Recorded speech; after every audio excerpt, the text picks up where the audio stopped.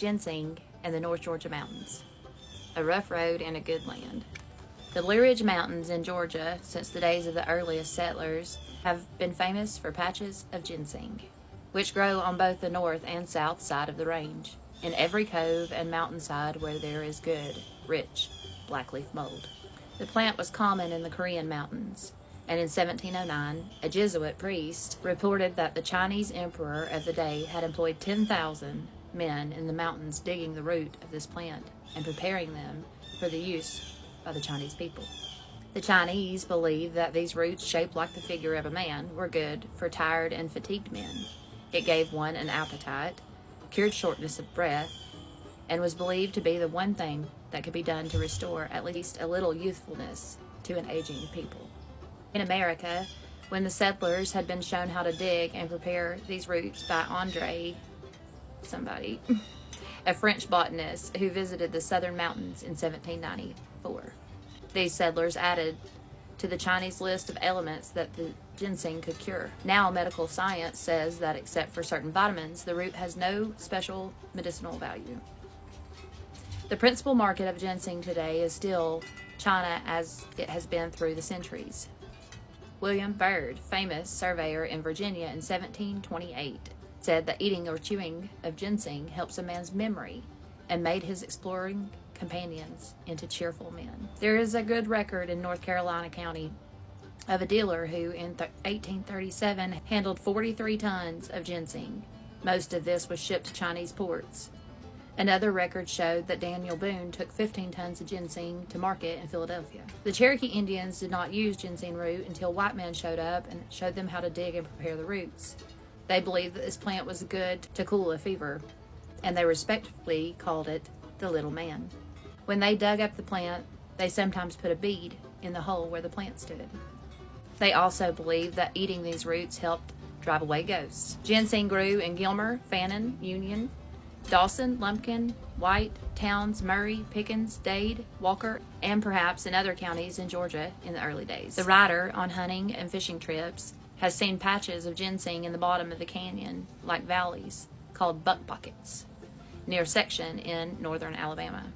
Also below some high falls in the creek near Grandview, Tennessee, and in Cumberland Mountains near Corbin, Kentucky. On the property of Blue Ridge Council Boy Scouts Club of America, there are some patches of ginseng. This is in Greenville County, South Carolina. The writer has observed patches of ginseng growing in Yancey, Mitchell, Macon, Graham, Haywood, and Jackson counties, North Carolina. In Jackson County, a man found a bunch of ginseng in 1969, from which he obtained the roots that weighed 1/2 pound. He was so surprised that he says he nearly had a heart attack. When the writer was a boy, he went with his father from Tickenetly Bald to Stover Mountain in Gilmer County, Georgia. Crossing a south side cove covered with giant boulders, he found a bunch of ginseng that had 5 prongs, or branches on one stalk. The usual number are 3, and occasionally a 4th prong. While the men were cutting the heavy green stick to dig the unusual patch of ginseng, one man found a very large timber rattlesnake on the top of a boulder.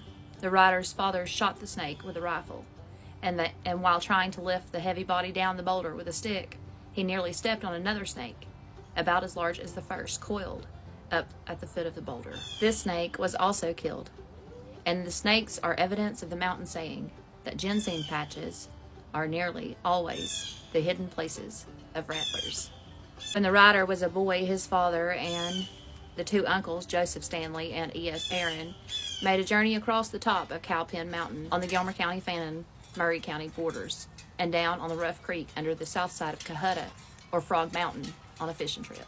The country was so rugged and snake-infested that they did not go very far down into the valley.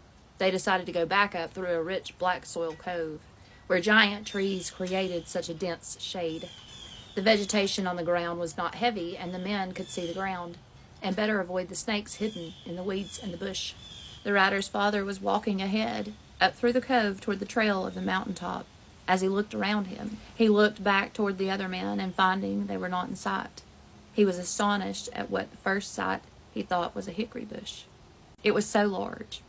The stem was as high as a man's shoulders, and was big around as a man's thumb.